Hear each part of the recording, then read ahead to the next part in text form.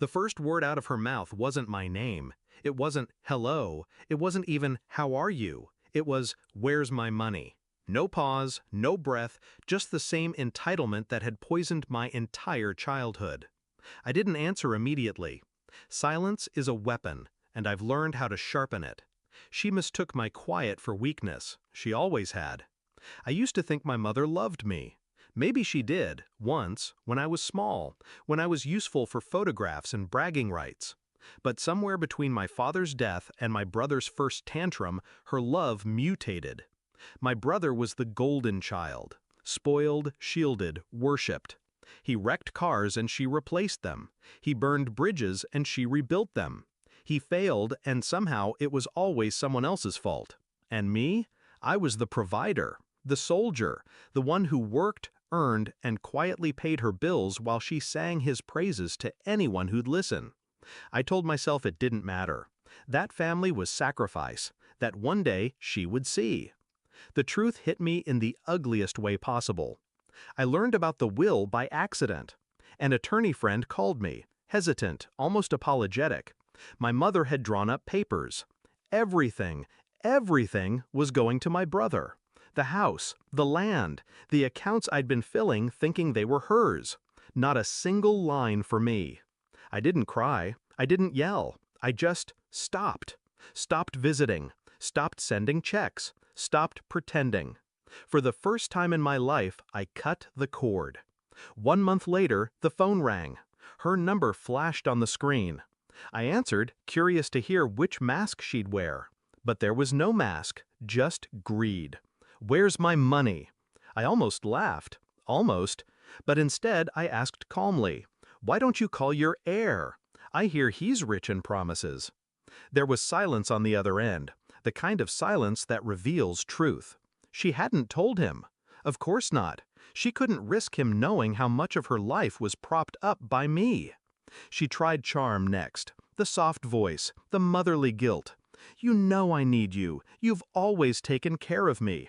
Yes, I had, and she had weaponized it. You made a choice, I reminded her. You chose him. You made it clear who matters. That was just paperwork, she snapped, dropping the act. You're still my child. You'll still help. Paperwork. That's what I was to her. Ink on a page, easily erased. I could have walked away forever. But no, I don't leave debts unpaid. Not hers, not my brother's. So I planned. Not with rage, but with precision. First, I called the bank. Every account in my name, every joint asset where my money had kept her afloat, I severed it. The utilities, the mortgage auto payments, the insurance premiums, gone. Then I called her creditors, quietly, respectfully, explained that she had no income of her own, that they should direct all future communication to her beneficiary. Next, I reached my brother, not directly, through whispers. Old friends, family acquaintances, people who love gossip more than air. It didn't take long for him to hear the truth, that our mother had written him into the will because she had nothing left to give while alive. That every luxury she flaunted was bankrolled by me. I knew exactly how he'd react. He'd confront her, loudly, brutally. Because spoiled children don't like discovering the strings that hold their world together. The confrontation came sooner than I expected. She called again, voice trembling, not with sadness, but with rage. How dare you, she spat. He thinks I've lied to him. He thinks I'm broke. He's furious. Good, I said softly. Let him take care of you. After all, he's your future. Her breathing hitched. For the first time, I heard fear, real fear.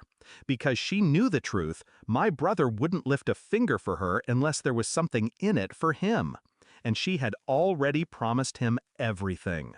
The last time we spoke, she didn't yell. She begged.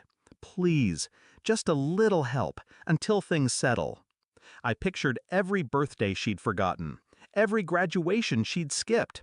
Every time she'd told me to be grateful while she handed my sacrifices to him. And then I pictured her will, her betrayal, written in black and white. No, I said simply. Consider it practice. You wanted me erased from the end of your life. Now you get to live that reality while you're still here. I hung up. It's been months. She still calls sometimes. I don't answer. I hear through whispers that my brother resents her now, that he won't give her a cent until the house is legally his. She's alone, cornered by the very choice she made. Do I feel guilty? No. Do I feel sad? Not anymore. I feel free. Because I finally understood, betrayal isn't always a knife in the dark. Sometimes it's ink on a page. Sometimes it's a mother who forgets that love is proven, not purchased.